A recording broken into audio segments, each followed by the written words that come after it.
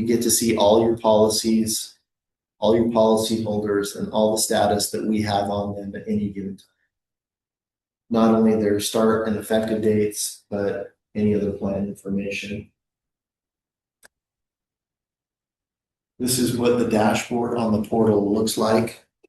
So from the dashboard in the top center where it says enroll individual, you would drop down to that where it says individual plan.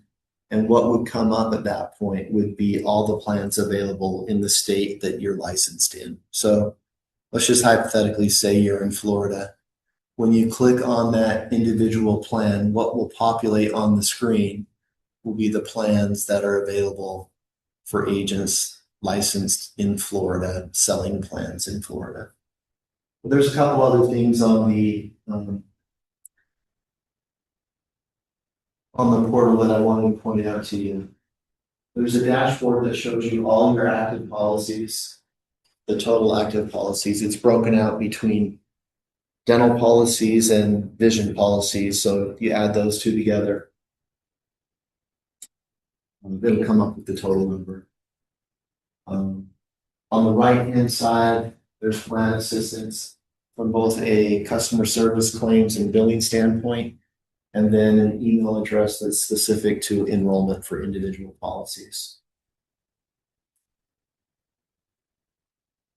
This is what it looks like when you hit the individual plan button.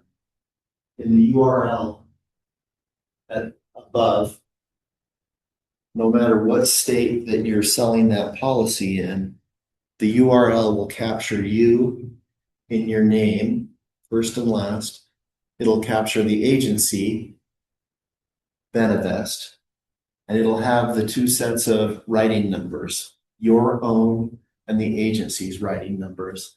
And this is how we know that the policy is coming from you. So you can have some reassurance that when you're inside the portal and writing a policy, that you are the agent that's getting credit for the policy. A couple of things that we experience regularly in Florida that I wanted to point out here are that when we enroll a policy, a dental or a vision, it's automatically enrolled with what we call auto pay. And what this means is your client, our member, sets up their policy with a credit card for payment.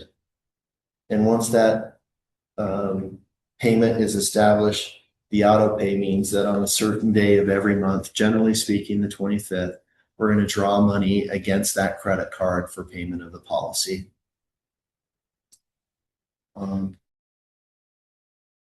Another thing that we run into in Florida is agents that don't complete the complete Social Security number or ITIN number. For EMI to write a policy, it has to have one or the other in its entirety. I'm not sure why this happens a lot, but sometimes people just put in random numbers for the social or the ITIN, like all zeros or all ones or all twos or something like that. Our system just doesn't function very well with that. So a quick little reminder to make sure that all the policy holders that you're writing with EMI do have Social Security number or ITIN. And then going back to the auto pay, these are just common reoccurrences that take place with credit cards, but sometimes they expire.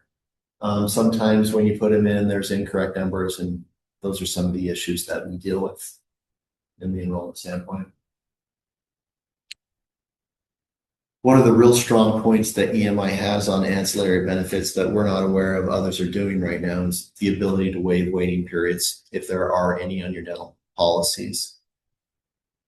So from our standpoint, we don't want to have members start over on the waiting periods, meaning just by virtue of changing from one insurance company to another, your client shouldn't have to suffer through the waiting periods an additional time. So to that end, we're more than happy to credit the waiting periods. However, we do have to have proof that they did have prior coverage.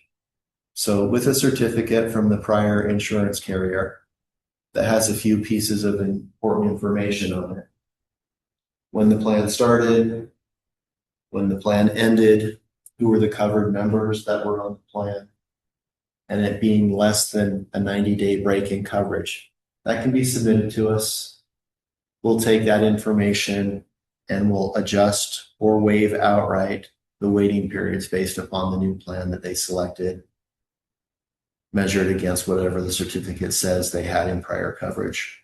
So we hope this is a strong selling feature for you. It has been for us.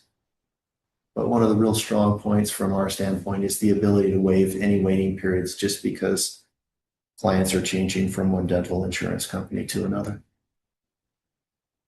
I'm going to just take a quick little break and drink a glass of water. Is there any questions or concerns or comments up until this point?